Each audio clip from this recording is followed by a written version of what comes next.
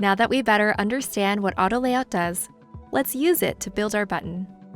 We'll start by adding a new text layer that will serve as our button's label. With the text tool enabled, click on the canvas and type button. Use the properties in the typography section to change the font weight to semi-bold, the font size to 18, and the line height to auto. Leave the font family set to Enter and the alignment set to center. Now let's add auto layout. Select the text layer and use the keyboard shortcut Shift-A. Let's take a look at what happened. Figma automatically created a frame around the text layer and applied auto layout to it. Double-click on the frame name and rename it to Button. We'll adjust the auto layout properties in a bit, but first, let's style our button. Double-click on the text layer inside the button frame.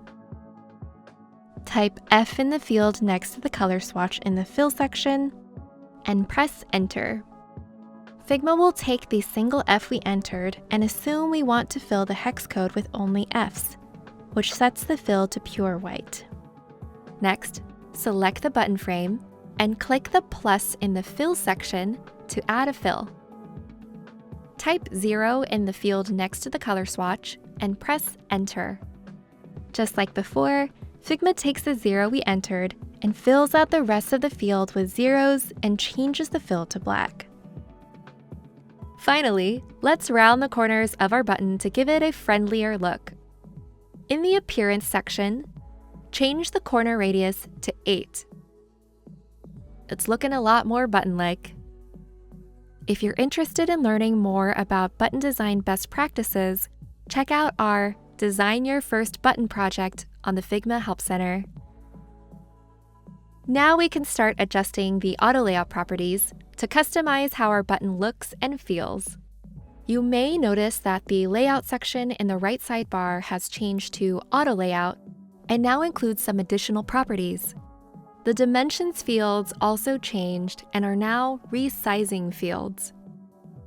In addition to being able to set a fixed width and height for the frame, we now have the option to set the parent frame to hug contents, which means that it will automatically resize as the button label grows or shrinks.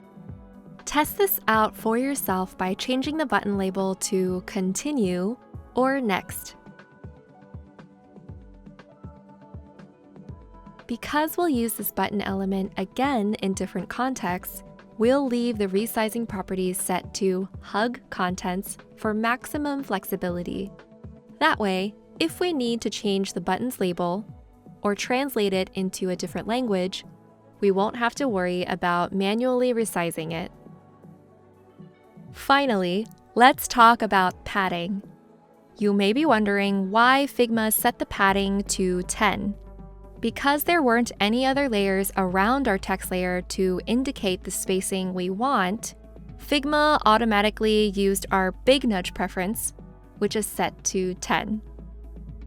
If we had an existing frame around the text layer before applying auto layout, Figma would maintain the distance we had between the text layer and frame. Let's change the horizontal padding to 16 to make the button's width slightly longer than its height.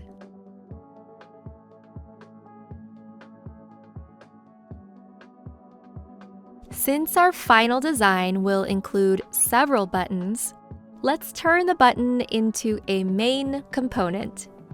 This will give us the ability to add reusable instances to our designs, so we won't have to recreate the button from scratch. To turn the button into a main component, select the button frame and click Create Component in the right sidebar, or use the keyboard shortcut. You'll notice the button is now inside a purple bounding box, and the icon in the Layers section has also changed to a 4 diamonds icon. This indicates the layer is a main component. We'll learn more about the power of main components and instances in the next video. Before moving on, Make sure you've styled your button, set the auto layout properties, and turned it into a main component.